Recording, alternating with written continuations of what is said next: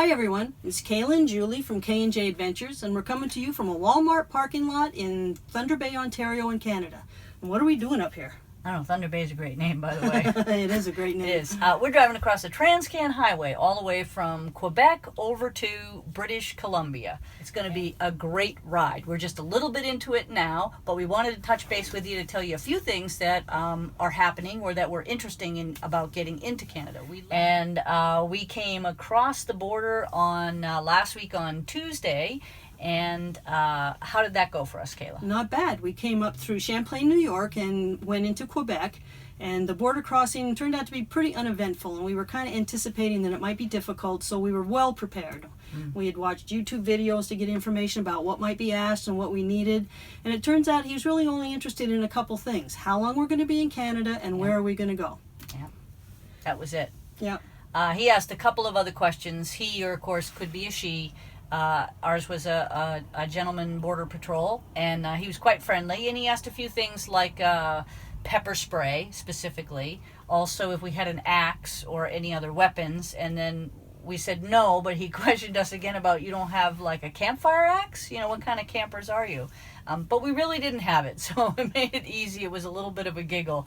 I don't know if he's trying to trick us or he's just amused at the two of us, you know, saying that we literally had nothing in this giant box RV as we're crossing the border. And he asked us things about what's on the refrigerator, what we were bringing in. He was interested in about food and what kind of berries or fruits we might be bringing in. And we hadn't done any shopping in the States. We waited to do shopping in Quebec, so we really didn't have anything that we needed to report to him. And we did that on purpose to make it easier for us. Then once we moved into Quebec, we soon realized that it was in French. And although we knew that they were French speaking, I guess I wasn't really prepared for how French it was.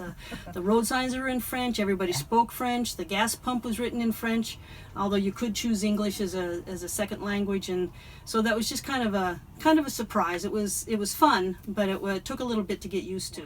Yeah, and shopping in Quebec was interesting. That was interesting. Because I'd like to say that, you know, I could speak one or two extra languages besides English, but I don't. And so in Quebec, everything is in French. And that wasn't too bad, except for really a certain kind of cheese I wanted, which I couldn't figure out. And then ordering cold cuts at the deli.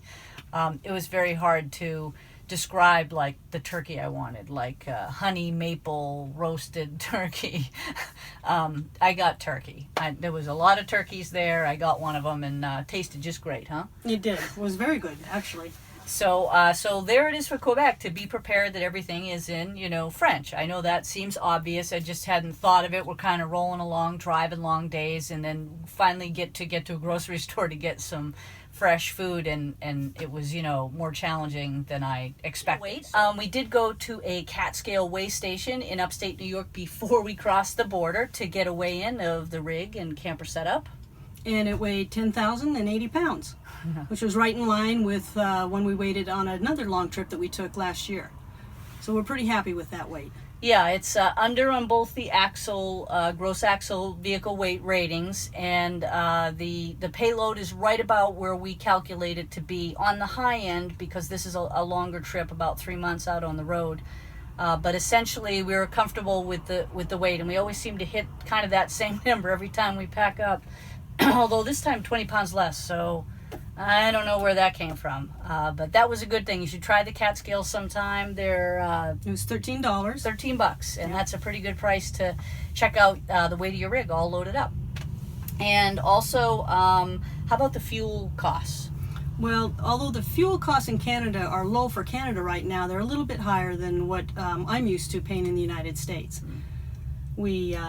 We're buying the fuel by liters, so I have to change the liters into gallons and then figure out the price, and it turns out to be an average of around $4.50 per gallon. Yeah.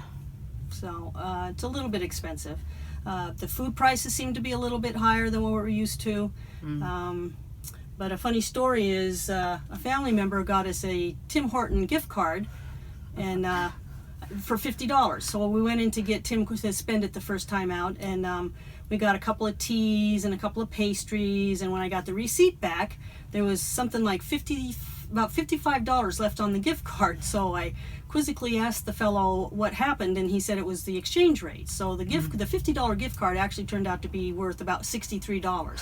So we still have money on that gift card. We still haven't drawn down on it yet. No, that's going to last us maybe the whole trip across from Quebec all the way over to British Columbia. We'll hit every Tim Hortons that we can because it's free to us until the gift card's gone.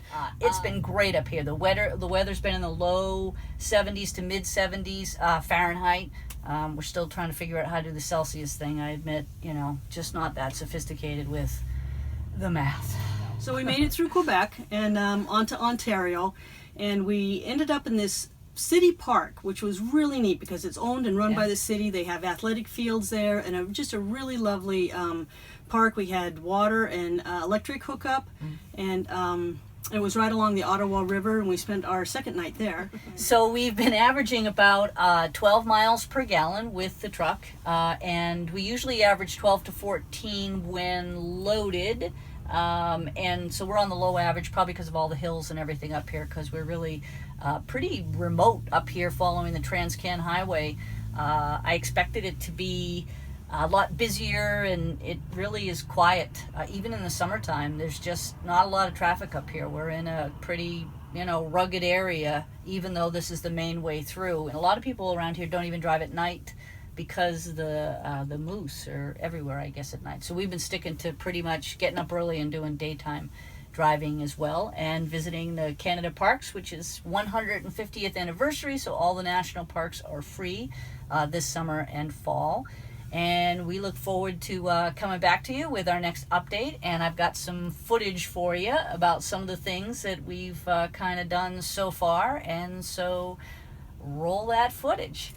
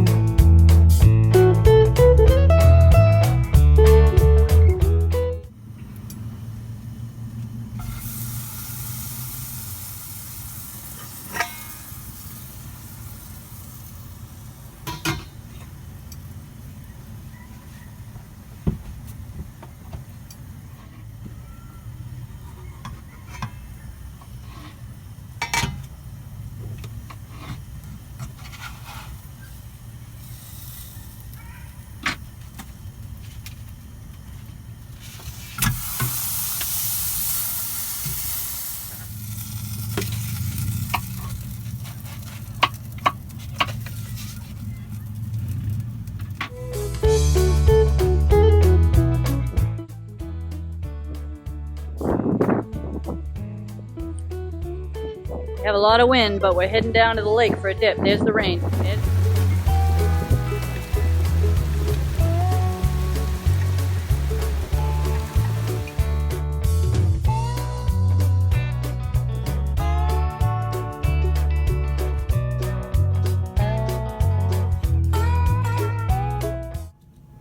What are we talking about? Food. Kayla and Julie from K&J Adventures, and we're coming to you from the Walmart parking lot in Thunder Bay, Ontario, in Canada.